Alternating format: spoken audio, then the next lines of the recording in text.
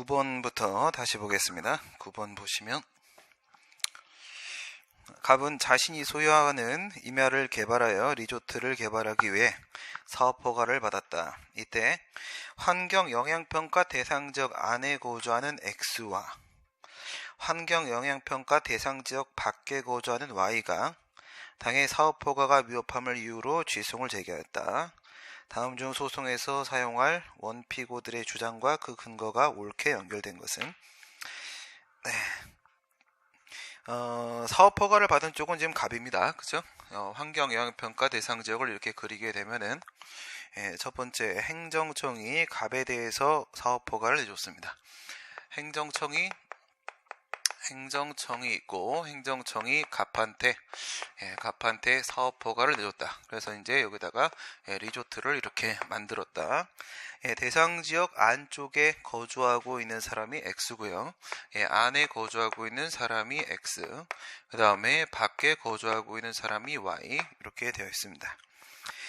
Y는 취소를 제기할 수가 있다. 헌법상 환경권은 누구에게나 보장되는 것이므로 일정한 영향을 지위에 있는 자는 문장이 조금 그러네. 이를 원용할 수 있기 때문이다.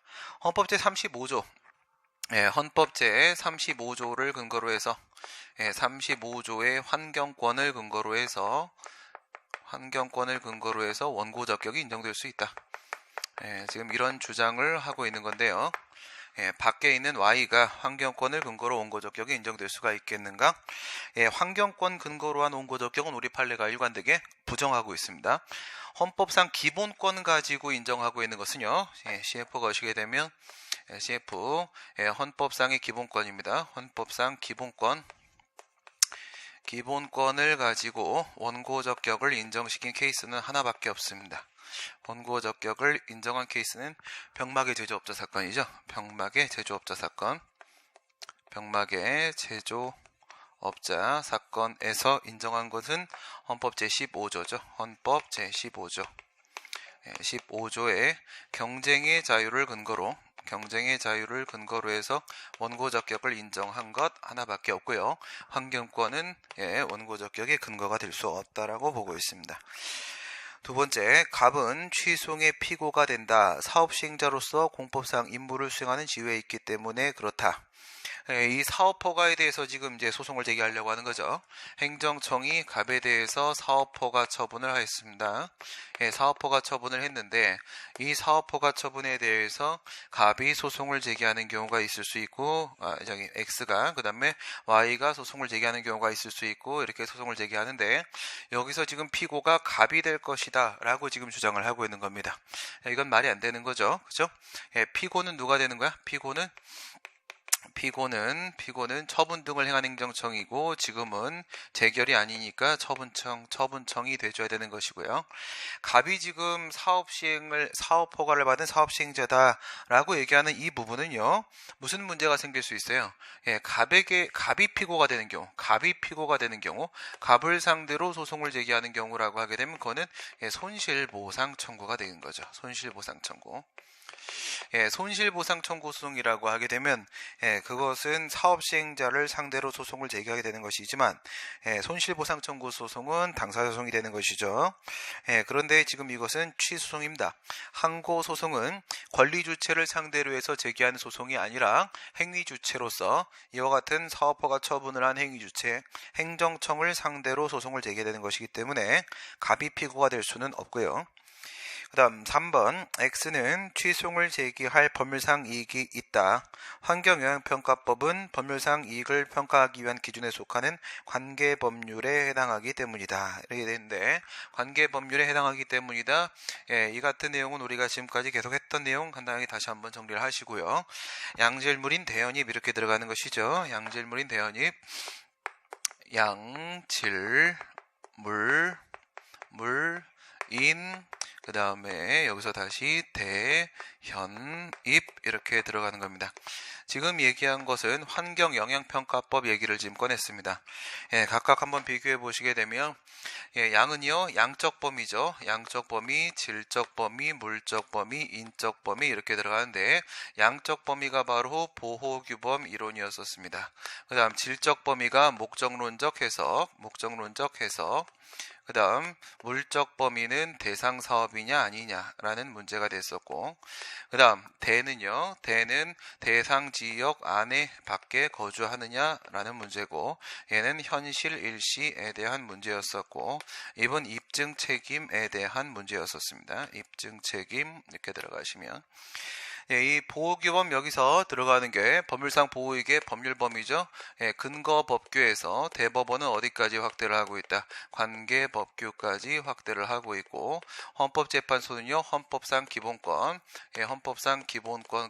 확대를 하고 있습니다.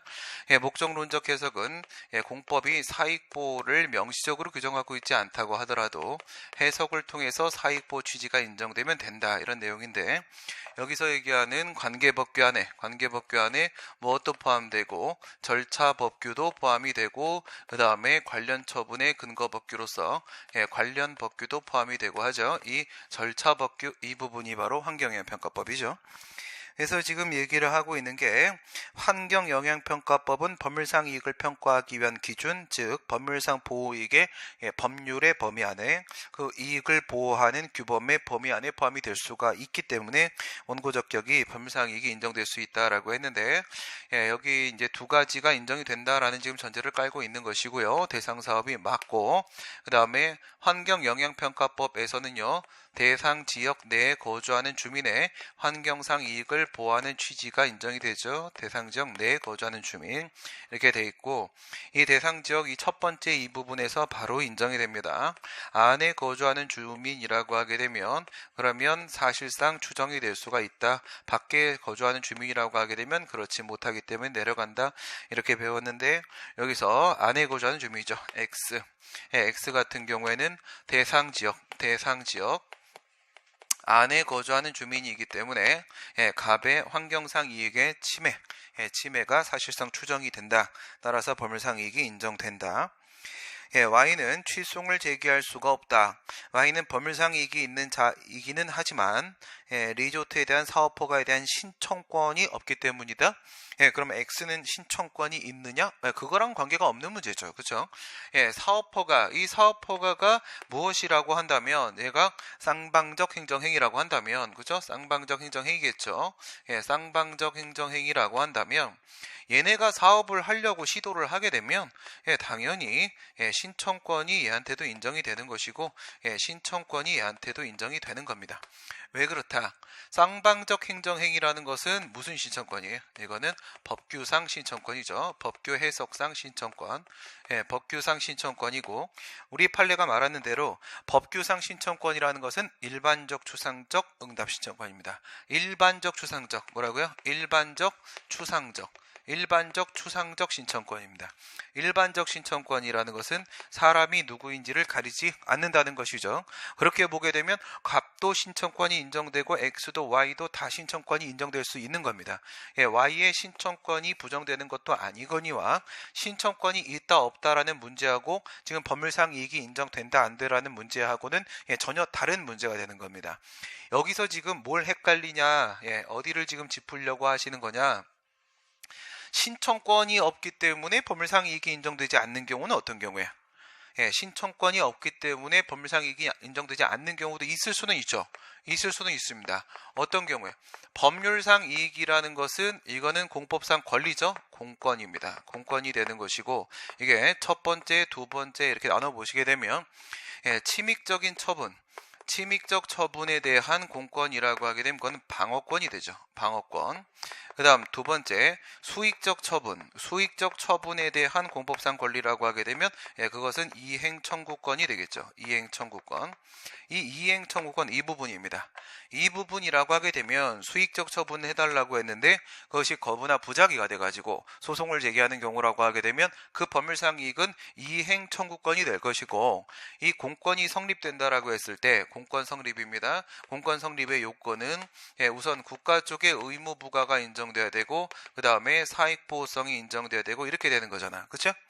그러면 지금 사익보호성은 인정이 된다는 겁니까? 그쵸? 양질, 물인, 대연입에서 질적 범위 부분을 생각해 보시게 되면 양적 범위 부분에서 환경영향평가법이 포함될 수 있고 그 다음 질적 범위 부분에서 환경영향평가법에서 사익보호성을 도출할 수가 있다는 겁니다. 그래요. 그럼 사익보호성이 지금 인정된다는 전제가 지금 깔려 있는 거야. 깔려 있고 남은 부분은 이 부분이란 말이죠. 그런데 이게 만약 무엇이라고 한다면 이행청구권 이 문제라고 한다면 응답 신청권이 인정이 안 된다. 응답 신청권이 인정이 안 된다. 만약에 신청권이 인정이 안 된다면 무엇이 인정될 수가 없어요? 응답 의무가 인정이 될 수가 없는 거죠. 그렇죠? 네, 응답 의무가 인정이 될 수 없습니다.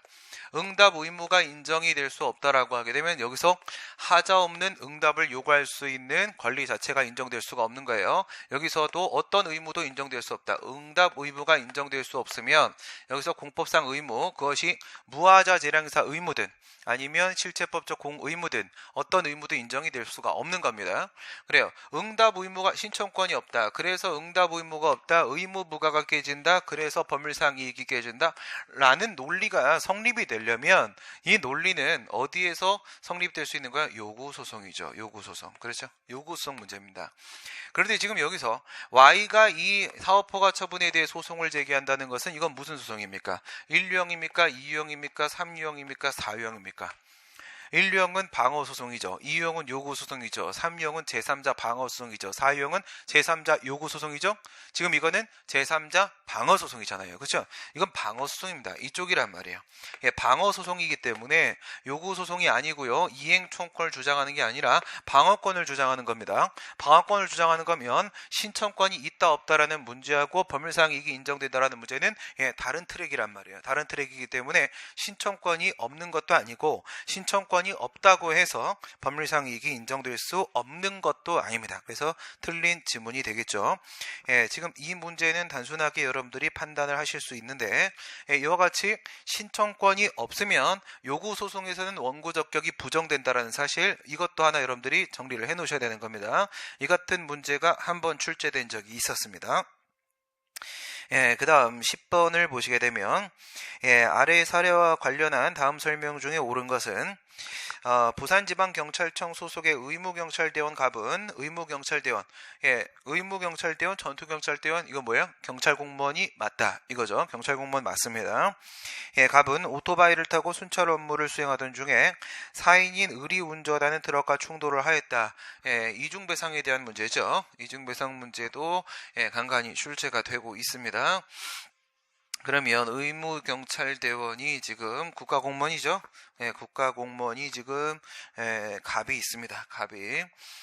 갑이 이렇게 있고요. 갑 경찰공무원이죠. 경찰공무원이고요. 경찰공무원. 그러면 경찰공무원 뒤쪽엔 누가 있다? 국가가 있다. 국가가 이렇게 있을 테고요. 얘가 지금 가해 행위를 했습니다. 오토바이를 타고 순찰 업무를 수행하던 중에 4인인 을이 운전하던 트럭과 충돌을 하였다. 4인인 을, 여기 을이 이렇게 있겠죠. 을이 있습니다. 4인입니다. 4인인 을과 충돌을 하였다. 얘도 가해 행위를 한 가해자가 되는 것이고요. 이 충돌 사고로 위 오토바이 뒷좌석에 타고 갑과 함께 순찰 업무를 수행하던 의무경찰대원 병이 상해를 입었다. 여기서 이제 병이 이렇게 들어왔죠. 병이 이렇게 들어왔고요. 얘도 역시 경찰 공무원이 이렇게 되고 있습니다. 상해를 입었는데 한편 을이 운전하던 트럭의 보험자인 정보험회사가 여기서 이제 배상 책임은 누가 진다? 보험회사 뒤쪽에 이렇게 정이 이렇게 있죠. 보험회사 정이 이렇게 있는 상태입니다. 정보험회사가 병에게 치료비 및 합의금으로 4천만 원을 지급을 했다. 그러면 이 병이 누구한테 손해배상 청구를 한 게 아니고요. 국가를 상대로 이렇게 손해배상 청구를 한 게 아니고요. 이렇게 보험회사 정을 상대로 손해배상 청구를 했다 이거죠. 지금 경과실이라는 전제를 깔았을 때 이 갑의 과실이 경과실이란 전제를 빨게 되면 무엇이 불가능하다. 갑을 상대로 하는 손해배상 청구가 안 되죠. 그죠? 고의중과실이 있을 때만 공무원 개인의 외부 책임, 내부 책임이 인정될 테고요. 안 되는 거고, 그러면 경과실이면 국가를 상대로 손해배상 청구를 해야 되는 것인데, 지금 얘가 뭐예요? 얘가 경찰 공무원이죠. 군인, 군무원, 경찰 공무원, 예비군 대원 이거죠. 얘는 경찰 공무원이니까 이중배상에 걸려서 이 손해배상 청구도 안 되는 상황이란 말이죠. 안 된다고 했을 때 이쪽으로 손해배상 청구를 했다는 거예요. 그런데 4천만 원을 줬다라고 했습니다. 그러면 얘가 얘한테 4천만 원을 배상을 했습니다. 4천만 원을 배상을 했는데 이건 전액배상일 겁니다. 그렇죠? 전액배상이다. 민법 제 760조에 따르게 되면 760조 공동불법행위 책임에 따르게 되면 연대책임의 법리가 적용이 되죠. 그래요. 그럼 부진정 연대책임의 법리, 부진정 연대책임이 인정됩니다. 연대책임이 이렇게 인정이 되면 우선은 연대책임 인정되니까 전액배상을 해야 되는 것이고요. 전액배상 4천만 원이었다라는 전제를 까시고 과실 비율은 1대3이다. 갑하고 을하고 1대3이다. 여기서 갑이 1이고요. 그 다음 갑이 1입니까? 네, 갑이 1이고 그 다음에 을이 3입니다. 1대3 이렇게 되어 있으면 이쪽에서 배상해야 될 금액은 얼마냐? 여기서 배상해야 될 금액은 1,000만 원이 되는 것이고 얘가 배상해야 될 금액은 3천만 원이 되는 것이고 이렇게 되는데 4천만 원을 배상을 한 거죠. 그럼 이 4천만 원 중에 1,000만 원 부분에 대해서는 이제 국가 쪽에다가 구상권 행사를 해야 되는 상황이 올 겁니다. 구상권 행사는 1,000만 원 쪽이 될 겁니다. 1,000만 원만큼의 구상권 행사를 해야 되는 상황이 온다. 첫 번째 1번 의무경찰대원은 국가배상법 2조 1항 단서의 이중배상 금지 규정이 정하는 군인, 군무원, 경찰 공무원 또는 향토 예비군 대원. 이게 지금 향토 예비군 대원. 예전에가 향토 예비군 대원, 지금은 예비군 대원이죠. 예비군 대원에 해당하지 않으므로 병은 국가에 대해서 국가배상 청구 소송을 제기를 할 수가 있다. 모임에도 불구하고 경과실임에도 불구하고 이거죠. 경과실임에도 불구하고 국가를 상대로 손해배상 청구를 할 수가 있다. 그렇지 않다. 이거죠. 이유는 얘는 경찰 공무원이죠. 경찰 공무원이기 때문에 이중배상 금지에 걸립니다. 걸리니까 국가 상대로 손해배상 청구를 할 수가 없는 경우에 해당을 하겠죠. 여기서 이제 판례가 이에 해당하지 않는다라고 얘기했던 것들은 뭐가 있을 수 있어요? 여기서 경비, 교도대 뭐 이런 거 있을 수 있고요. 경비, 교도대, 그 다음에 공익근무요원 이런 거 있을 수 있죠. 공익근무요원. 지금으로 치게 되면 뭐 사회복무요원, 이런 요원 이런 애들 같은 경우에는 얘는 이중배상 적용이 되지 않는 친구지만 경찰 공무원은 이중배상 금지 적용을 받게 되겠죠. 명문으로 경찰 공무원을 포함시키고 있습니다. 그 다음 2번 보시면 가해 행위는 국가의 행위인 동시에 가해 공무원 개인의 행위이므로 얘가 한 가해 행위 누가 한 거요? 이쪽에 갑이 한 거 얘기하는 겁니다.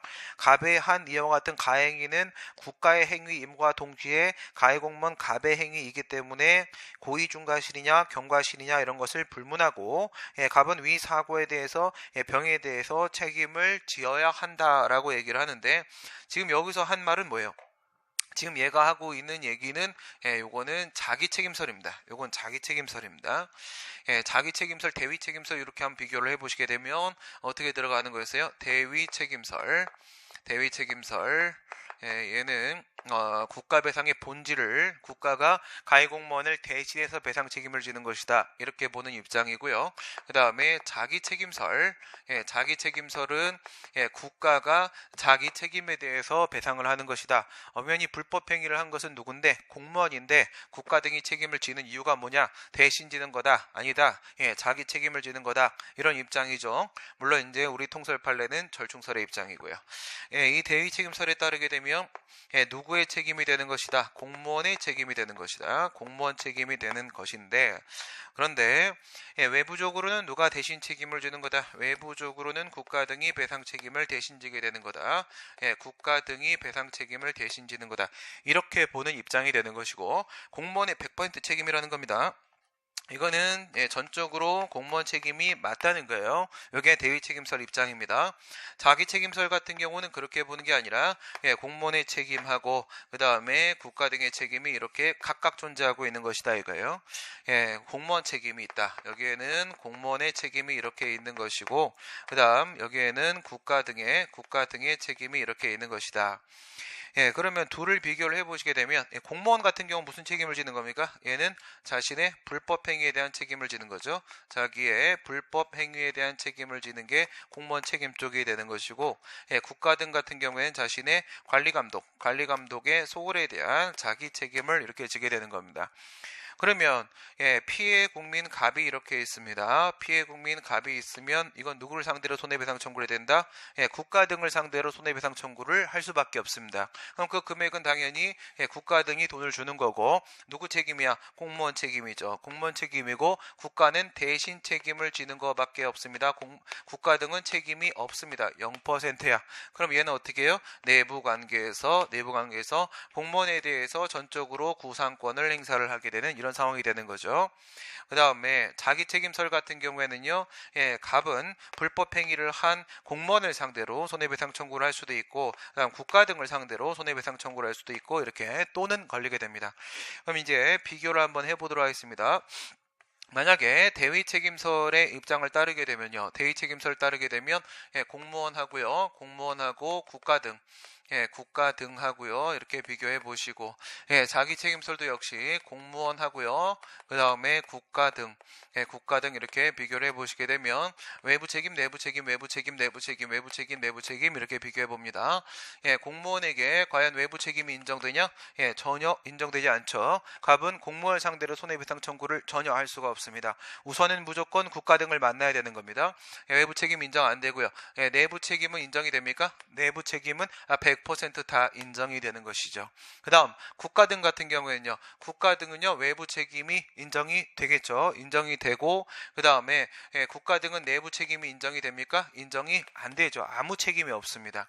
그럼 여기서는요 공무원 같은 경우에는요 외부 책임이 인정이 됩니까? 인정이 된다고요. 거꾸로 된다고. 그러면 내부 책임은 인정이 됩니까? 국가 등이 만약에 배상을 먼저 했습니다. 이렇게 했단 말이에요. 이렇게 해서 국가 등이 돈을 줬어요. 그럼 그 돈에 대해서 공무원한테 이렇게 구상권 행사하는 게 안 된다는 거죠. 각각 자신의 독립한 책임을 진 겁니다. 그러면 여기도 마찬가지로 국가 등도 외부 책임을 지고 만약에 얘가 이렇게 손해배상 청구를 했을 때 공무원이 배상해준 내용을 다시 국가 등한테 구상권 행사해서 이것도 안 된다는 겁니다. 안 된다는 겁니다. 그럼 다시 한번 읽어보시기 바랍니다. 지금 방금 전에 한 얘기가 뭐냐? 가행위는 국가의 행위인 동시에 국가의 행위, 관리감독 소홀의 행위인 동시에 가해 공무원 개인의 행위도 맞다. 불법 행위, 개인의 행위도 맞고 따라서 고의중과시냐 경과시냐 이런 거 다 불문하게 되고 갑은 위 사고에 대해서 병에게 외부 책임을 지어야 한다라는 것은 이건 자기 책임설 입장을 얘기하고 있는 것이죠. 지금 우리 판례는 절충설의 입장이고요. 그 다음에 이제 3번을 보시게 되면 3번 국가배상법에 의하여 국가가 가해 공무원 개인의 책임을 인수하게 되면 공무원 개인은 피해자에 대한 책임을 지지 않는다. 이건 뭐가 되는 거예요? 방금 봤던 대위 책임설이 되는 거죠. 그렇죠? 완전히 대신해서 인수해버린 겁니다. 그러니까 외부 관계에서는 국가 등이 손해배상을 하게 되는 겁니다. 그렇기 때문에 완전히 인수한 것이고 공무원 개인은 외부적으로는 아무 책임을 지지 않습니다. 내부적으로 국가에 대해서만 구상 책임을 묻게 되는 것이죠. 그 다음 4번으로 가시게 되면 대법원 판례에 의하면 정보험회사는 트럭 운전사 의뢰 과실 비율에 따른 부담 부분에 한하여 의무경찰대원 병에 대하여 손해배상 의무를 부담하는 것이고 대신 국가에 대해서 갑의 부담 부분에 관한 구상권을 행사할 수는 없는 것이다. 그렇죠? 우선 첫 번째가 종전의 대법원 입장이 있었고 그 다음에 두 번째 헌법재판소의 입장이 있었고 세 번째 변경된 대법원의 입장이 있었고 이렇게 있었죠. 종전 대법원 입장입니다. 종전 대법원 입장이 있고 그 다음에 헌법재판소 헌재의 입장이 나왔고 그 다음에 변경된 대법원의 입장이 이렇게 있었다. 종전 대법원 같은 경우 어떻게 봤었어요? 구상권 행사가 된다 안 된다. 구상권 행사는 안 된다라고 했습니다. 구상권 행사는 안 되는 것이고 여기서 피해 보는 건 누구 쪽입니까? 여기 있는 국가하고요. 그 다음에 이쪽 사인 보험회사 정쪽하고 그 다음에 여기에 있는 병 피해자하고 이렇게 비교했을 때 종전에는요 이 4천만 원 얘한테 다 주는 거고 주는 게 맞고 그리고 구상권 행사는 안 된다. 그래서 안 된다. 그러니까 여기에서는요 전액 채무를 전부 채무를 져야 된다라고 했습니다. 구상권 행사도 안 되는데 전부 채무를 져야 된다. 이게 대법원 입장이었었습니다. 이렇게 들어가 버리게 되면 누가 너무 억울해요. 이쪽에 있는 보험회사 정 사인 쪽이 너무나 억울하겠죠. 그래서 저 사인 쪽에 무엇의 침해, 재산권 침해의 문제가 발생을 하게 된다. 23조 헌법 23조 위반. 그 다음에 얘는 돈을 10원도 안 내고 얘가 전액을 다 내야 되는 이런 상황이 오게 되니까 얘는 평등원칙에 위반되게 된다. 평등원칙 위반 이 부분도 짚고 들어갔죠. 11조. 그 다음 세 번째 이중배상에 대한 헌법 규정을 보시게 되면 헌법은요 29조 2항이죠. 우리 헌법 29조 2항에서는 국가의 외부 책임이 없다라고 이야기했지 국가의 내부 책임이 없다는 말은 없단 말이에요. 그렇죠? 없다는 말은 없다. 그래서 이중배상에 대한 우리 헌법 제29조 2항의 규정에 정면으로 위반된다라고 해서 위헌이라는 결정을 내렸죠. 위헌이라는 결정을 내리고 나서 변경된 대법원 입장은 여전히 구상권 행사는 안 된다. 일로 들어가는 길은 막혀 있는 상태고요.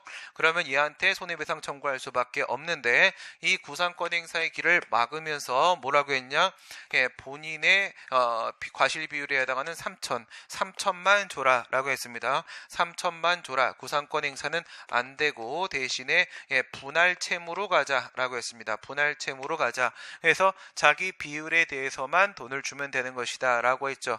그러면 종전 대법원 판례 입장에 따르게 되면 얘가 피해를 보는 겁니다. 얘가 그렇죠? 자기 과실 비율, 책임 비율 아닌 1,000만 원을 얘가 책임을 져야 되는 거고 변경된 대법원 입장에 따르게 되면 얘가 피해를 보게 되는 겁니다. 손해액에서 이쪽의 과실 비율만큼은 전혀 받을 수 없는 상황이 오게 되는 거죠. 이쪽이 손해를 보는 그런 상황이 됩니다.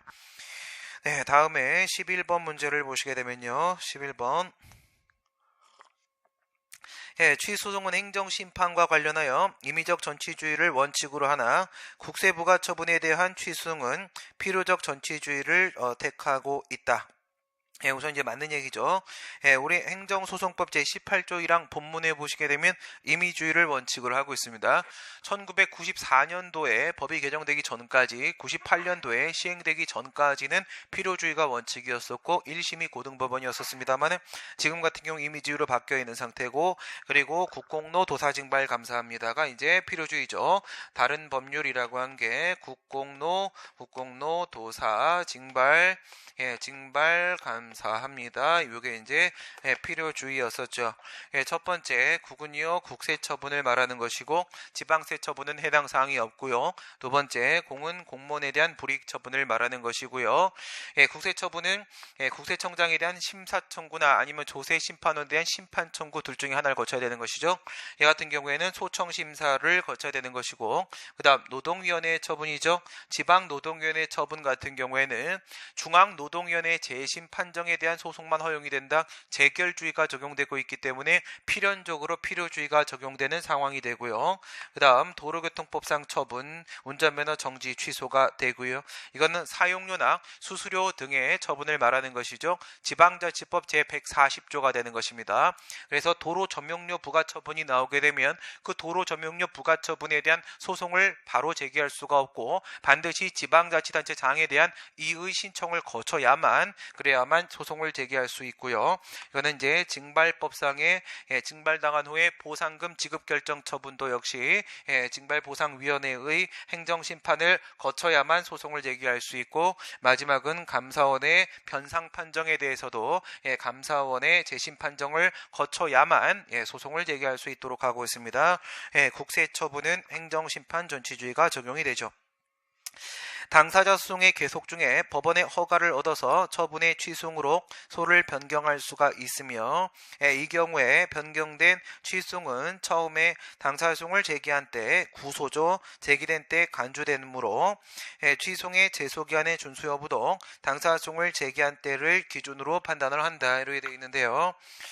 요건 뭘 얘기하는 거예요? 소의 변경을 말하는 것이죠. 소의 변경은 우리 행정소송법은 21조에 소의 종류의 변경에 대한 규정을 두고 있고 행정소송법상 소변경 두 가지가 있죠.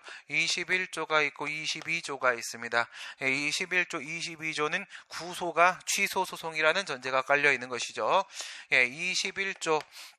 21조는 소의 종류를 변경을 하는 것이고요. 종류를 22조는 처분 변경에 따른 소의 변경입니다. 처분 변경에 따른 소의 변경.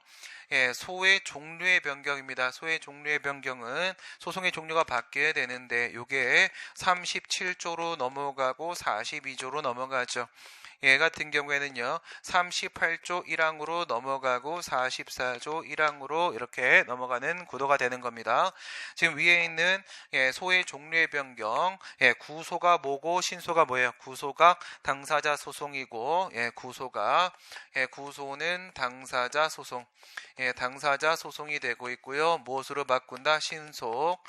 새로운 소송은 취소 소송입니다. 이렇게 지금 바뀌는 상황이죠. 구소를 기준으로 가봅니다. 얘네들은 누가 되는 거예요? 얘들은 취소 소송 외의 항고 소송, 무효등 확인 소송하고 부작위 위법 확인 소송이 구소일 때 상황이죠. 여기에는 이항이 없다는 점 하나 기억을 해 두시고요. 얘네들은요 구소가 당사자 소송일 때를 말하는 것이죠. 구소가 당사자 소송일 때. 그러면 여기에는 몇 조가 적용되는 것이냐? 여기에는 21조하고 42조가 적용이 되어서 이렇게 소변경이 가능할 수가 있는 겁니다. 우선 가능하고요. 그 다음에 21조 21조 사항이 몇 조를 준용하고 있냐? 14조 사항을 준용을 하고 있고요. 이 14조 사항에는 소급표 규정이 있습니다. 소급표 규정이 요거는 우리 행정소송법의 특례 규정입니다. 민사소송에서의 소변경, 청구의 변경에는 이와 같은 소급표 규정이 없습니다. 우리 행정소송은 무엇이 있기 때문에 제소기간 규정이 있기 때문에 제소기간 제한이 있기 때문에 별도로 이와 같은 소급표를 인정을 하게 되는 것이고요. 당사자 소송 같은 경우에는 원칙적으로 어떻습니까? 얘는 제소기간의 제한이 원칙적으로는 없지요. 그렇죠? 없습니다. 얘는 어때요? 제소기간 제한이 있지요. 제소기간 제한이 있습니다. 그래서 이 취소이 적법해야 되는데 이때 제기된 것으로 본다. 이거죠. 소급표. 처음에 제기된 때 제기된 것으로 본다. 지금 그 얘기를 하고 있는 겁니다. 당사자 소송이 계속 중에 허가를 받아서 소변경은 처분권주의가 적용되죠. 소 종료와 소 개시가 결합된 게 바로 구소취와 신소제기 결합된 게 바로 소변경이기 때문에 처분권주의 적용을 받게 될 것이고요. 반드시 원고의 신청이 있어야만 하는 것입니다. 법원이 직권으로 소변경 결정할 수 없고요. 신청을 해서 허가 결정이 나왔다는 얘기죠. 판결이 아니고 결정의 방식이고 처분의 취소로 소를 변경할 수가 있고요. 이 경우에 변경된 신속, 취소는 처음 구소, 당사소송이 제기된 때 제기된 것으로 본다. 소급표 21조 사항이 14조 사항을 준용하고 있고 그것을 다시 42조에서 준용을 하고 있는 상태인 겁니다. 제기된 때를 기준으로 판단을 한다. 이거죠. 그 다음 처분을 취소하는 확정 판결은 제3자에게도 효력이 있으나 당사자 소송에서의 원고 승소 판결에는 그와 같은 대세효가 인정되지 않는다. 여기선 뭘 여러분들이 느끼셔야 되는 거냐면 대세효하고 기속력 이거죠. 대세효하고 기속력 이거 두 개는 우리 행정소송에서만 인정되는 특수한 판결의 효력입니다. 그렇기 때문에 우리 특수한 절차만 규정하고 있는 행정소송법의 29조 1항 그리고 30조의 대세효 기속력에 대한 규정만 따로 두고 있는 것이죠.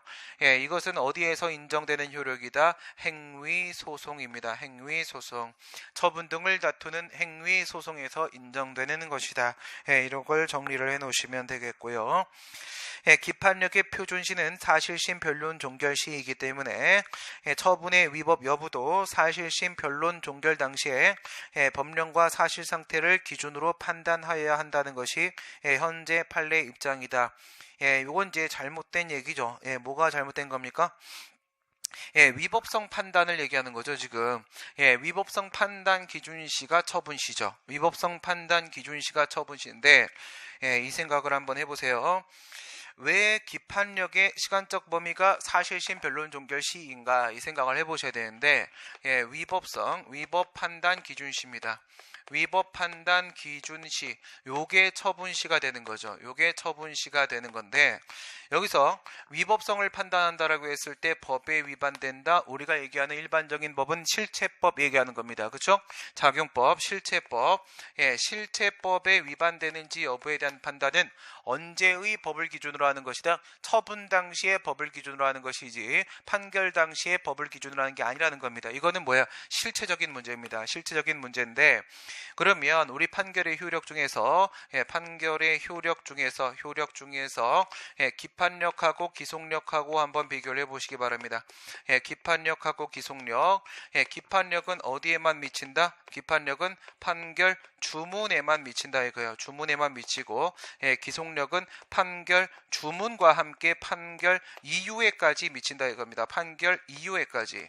그러면 이게 판결문이 이렇게 있으면 위쪽이 이제 판결 주문이 되는 것이고 아래쪽이 판결 이유가 되는 것이죠.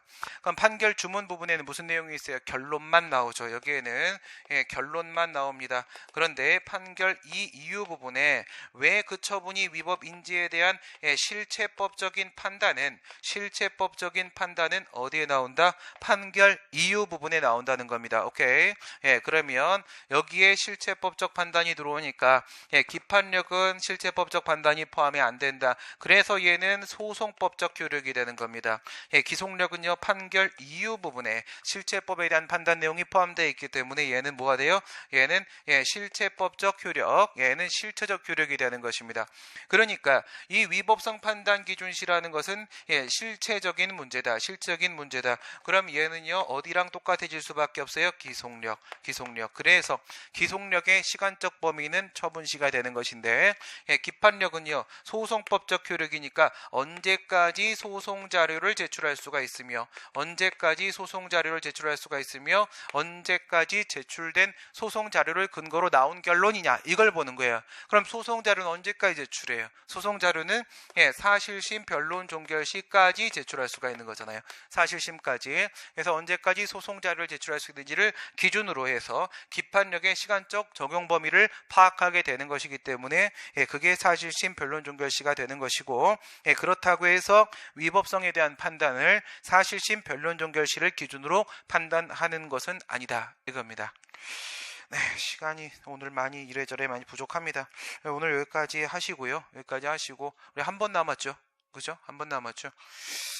어저께가 원래 우리 그거였는데, 다음 시간에는 지난 시간에 우리가 계획했다가 실패한 부분까지 우리 고려해서, 지난번에 우리 8시까지 와서 시험 보기로 했었죠? 8시까지? 그죠? 네. 몰랐어요? 네, 8시까지. 그래서 다음 주 목요일날 8시까지 와서 시험을 보고요.